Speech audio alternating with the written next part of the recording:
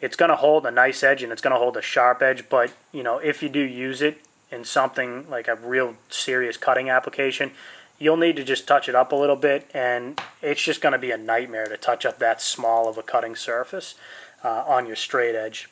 In serrations, you can get the conical or whatever you want to call it, the cone-shaped sharpener. Some of you people that are better at sharpening can probably do that no problem, but I'm learning. I'm trying to get better. Rope cutter, unbelievable. Maybe the best I've ever seen, but give me a full straight edge run here. That would rock, as opposed to the half and half. Coming back to this other side, you've got a blunted tip on that. So, you know, the blunted tip, again, you can use for prying applications if you need to get in there and pry something up like that and put the torsional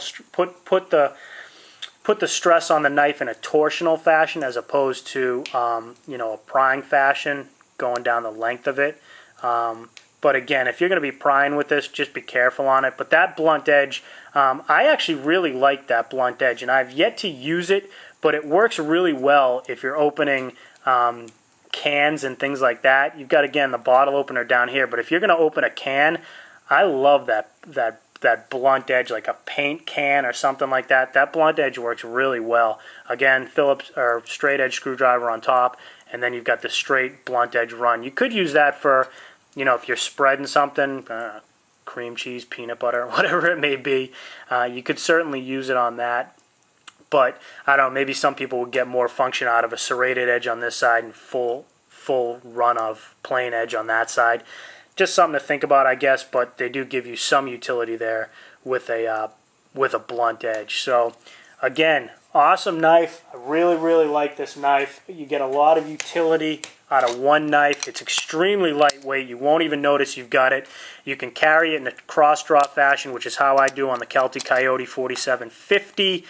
You guys will see that coming up in some shots that I'm doing soon.